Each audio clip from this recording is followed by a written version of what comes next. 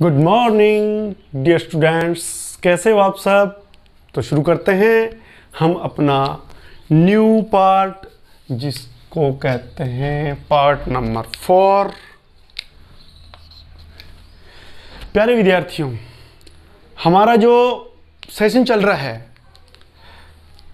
वो चल रहा है एटॉमिक संरचना के बारे में, और इसके अंदर हम बहुत सारी गहरी बातें करेंगे। हालांकि हो सकता है ये आपको कम समझ में आ रहा हो, पर मैं इसको बहुत ही शॉर्ट और इजी वे में इसको पेश कर रहा हूँ। अब बार बार देखोगे तो ये आपको समझ में आ जाएगा।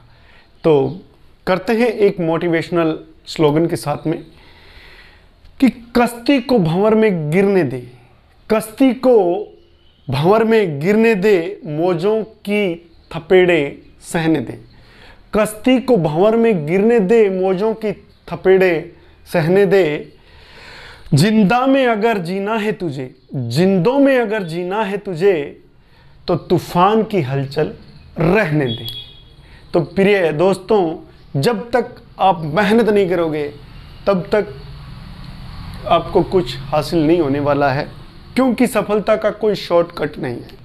तो जो कहते हैं कि इजी वे में कोई चीज़ मिल जाएगी, तो मैं कहता हूँ उसका मज़ा नहीं आएगा।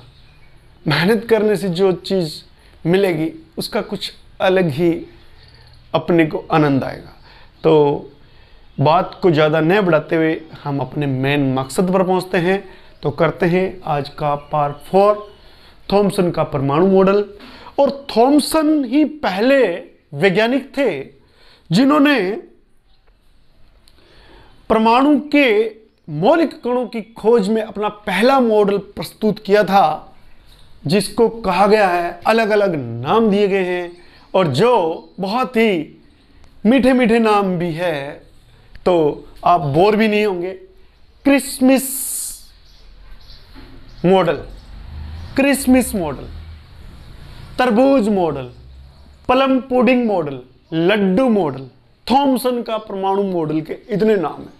देखो इन्होंने क्या कहा, इन्होंने कहा कि परमाणु के अंदर जो ऋणावेश है, इलेक्ट्रॉन है, वो समान रूप से वितरित है, ठीक है।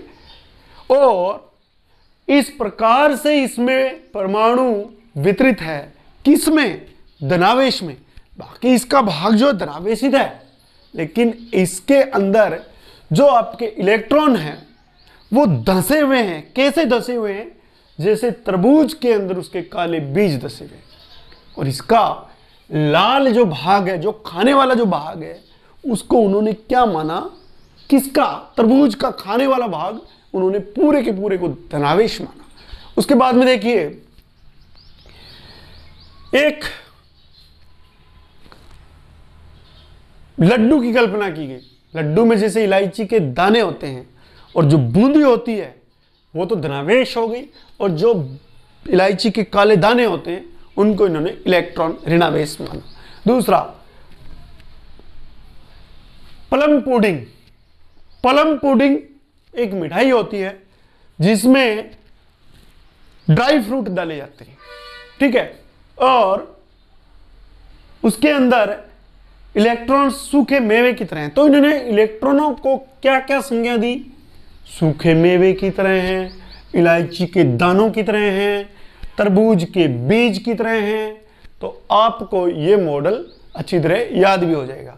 अब सुनिए, ये थॉमसन का जो परमाणु मॉडल दिया गया था, इसमें एक बात जो निष्कर्ष निकले वो क्या निकले कि परमाणु धनावेशित गोले का बना होता है।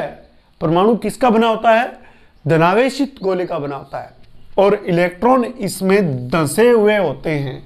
इसमें इलेक्ट्रॉन धंसे हुए होते हैं। यह निष्कर्ष निकला किसका? थॉमसन के परमाणु मॉडल का, जिन्होंने इलेक्ट्रॉन की खोज की थी और 1906 में उनको नोबेल पुरस्कार मिला था।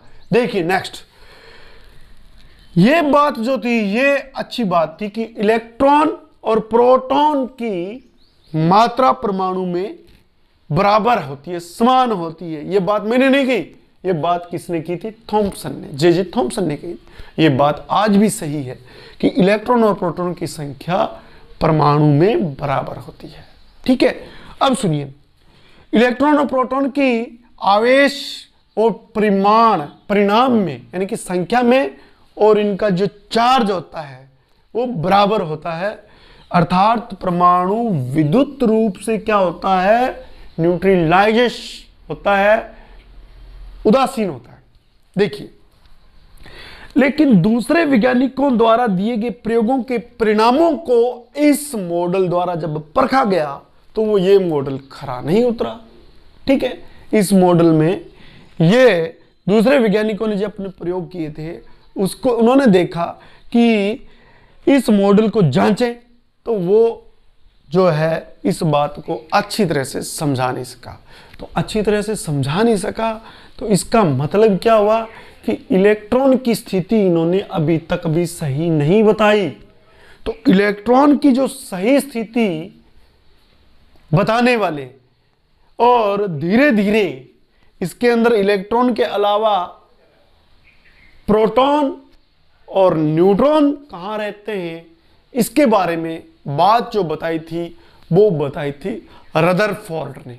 तो रदरफोर्ड के लिए आपको चलना होगा पार्ट नंबर 5 पे।